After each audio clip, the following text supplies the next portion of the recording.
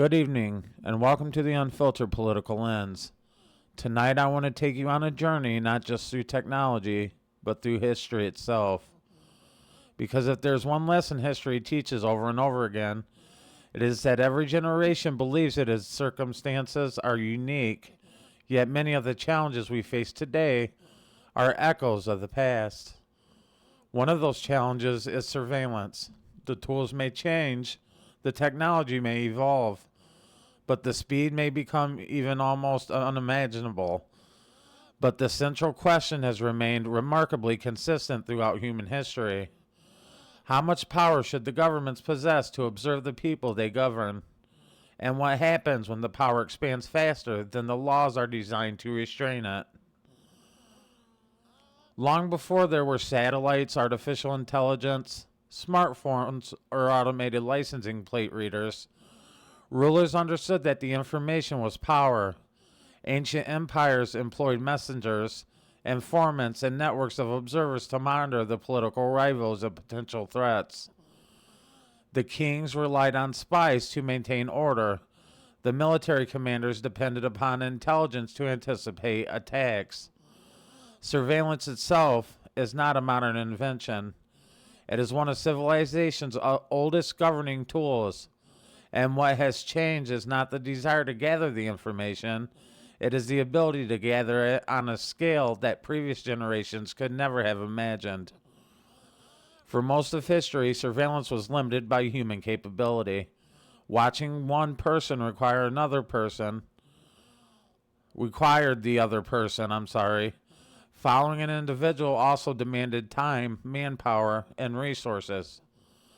The governments had to decide carefully where to focus their attention because the monitoring of everyone simply wasn't possible. That limitation ironically acted as a form of protection for the ordinary citizens. Even governments with broad authority lacked the practical ability to observe millions of people at once. And technology had changed that equation forever. The 20th century introduced an entirely new era. Governments around the world developed increasingly sophisticated intelligence agencies. During major wars, nations intercepted communications, decoded messages, and monitored enemy movements. As the radio and television systems expanded, so did the government's ability to collect information. During the Cold War, intelligence gathering became central to the national security. Both democratic and authoritarian governments had invested enormous resources into their surveillance capabilities, believing the information could determine the outcome of global conflicts. Many of those efforts were focused on genuine security threats, yet history also has reminded us that the surveillance powers sometimes extended beyond their original purposes, reaching journalists, activists, political opponents, and ordinary citizens. And those historic examples continue to influence public debates today because they demonstrate how difficult it can be to balance security with liberty. And the digital revolution had accelerated this transformation beyond anything previous generations had anticipated. The internet connected billions of people almost instantly.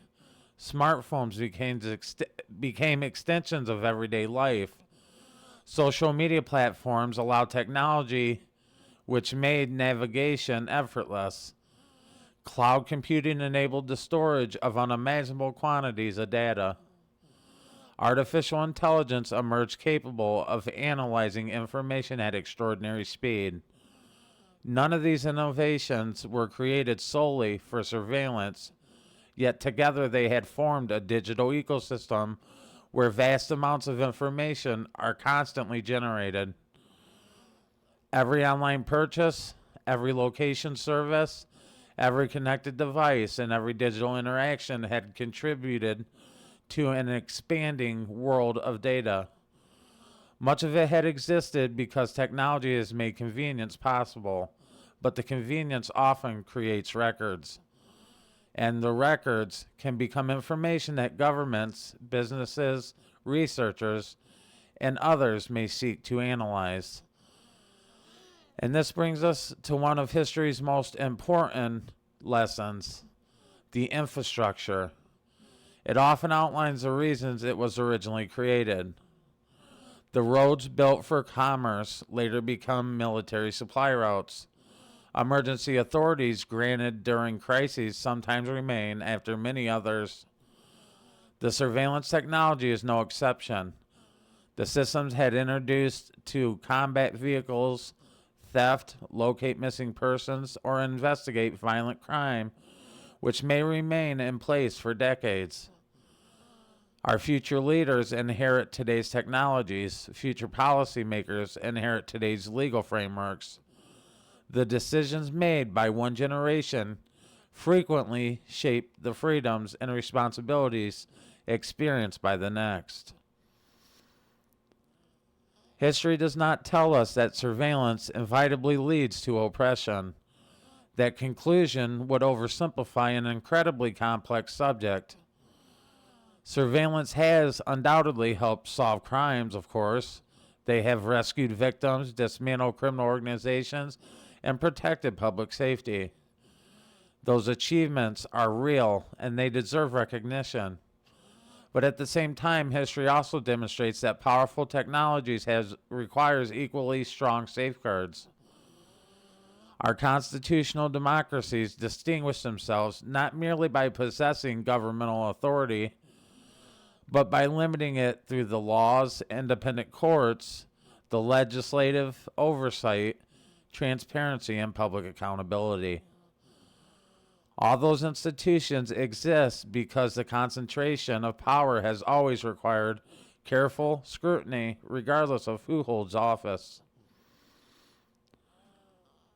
Perhaps the greatest difference between historical surveillance and the modern surveillance is not simply a simple scale, I would say.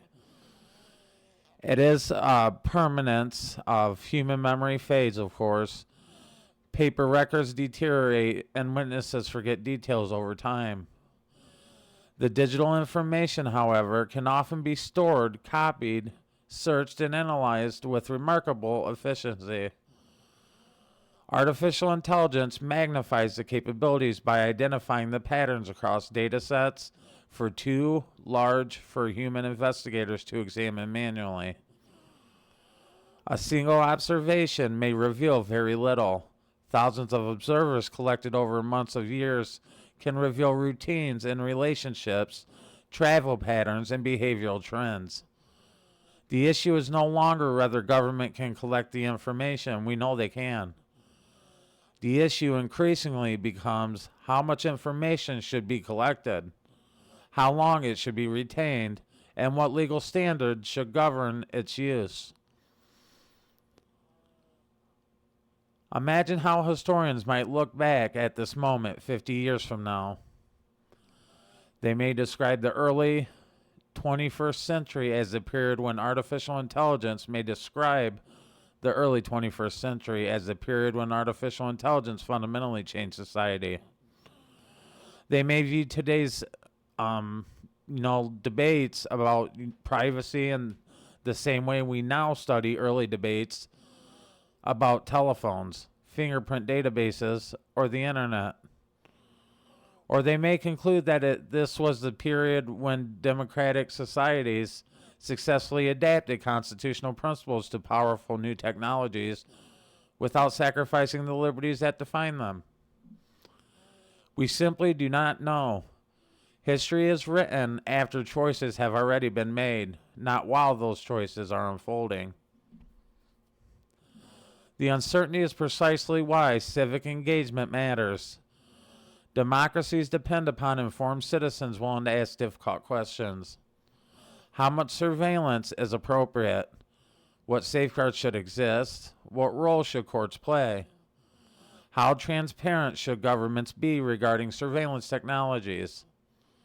How should private companies manage the enormous quantities of information they have collected? These are not merely legal questions. They are ethical questions, technological questions, and constitutional questions. More importantly, they are questions that belong to every citizen because every citizen shares responsibility for preserving democratic institutions. One of the most remarkable features of the United States Constitution is that it was written with human nature in mind. Rather than the specific technologies, the founders understood that the future generations would encounter circumstances they could never predict. They therefore established principles intended to outlast changing inventions. The Fourth Amendment, for example, protections for free speech, due process, and the separation of powers. They were all designed to provide enduring limits on the government's authority while allowing society to evolve. The challenge before us today is determining how those principles apply in an era where artificial intelligence can process information at an unprecedented speed, and where digital infrastructure continues expanding into nearly every aspect of daily life. There is another lesson history offers that deserves equal attention. For example, freedom is rarely preserved through complacency. Through every generation, they must inherit constitutional rights, but every generation must also decide whether those rights can remain meaningful as the society changes, or right that are never discussed, never examined, and never defended, which can gradually lose their practical significance. That does not mean resisting every new technology. Innovation has improved healthcare, transportation, communication, education, and public safety in countless ways. The question is not whether technology should advance. The question is whether constitutional safeguards, democratic oversight, and public understanding advances alongside of it. Perhaps the greatest danger is not technology itself, but forgetting to ask why it exists, how it is governed, and who remains accountable for its use. Cameras do not make decisions. Artificial intelligence does not write laws. Algorithms do not interpret constitutions. People do. Democracies succeed not because they eliminate the power, but because they place meaningful limits upon it.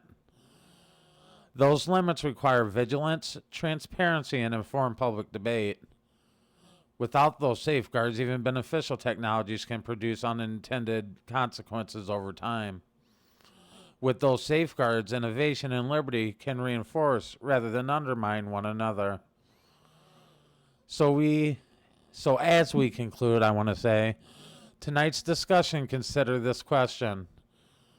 If future generations were to study our era in history books, what would they say about the choices we've made? Would they conclude that we allowed technology to outpace constitutional principles? Or would they see a society that embraced innovation while remaining faithful to the ideals of liberty, accountability, and the rule of law? That answer has not yet been written, and it depends on the conversations we have today, the laws we enact tomorrow, and the commitment each generation demonstrates toward preserving both freedom as well as security. History has given us extraordinary tools. The future will reveal whether we also possess the wisdom to govern them responsibly.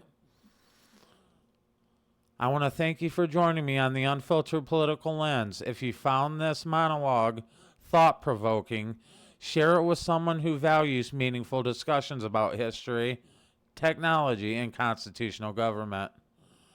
Leave your perspectives in the comments below because respectful dialogue is one of democracy's greatest strengths.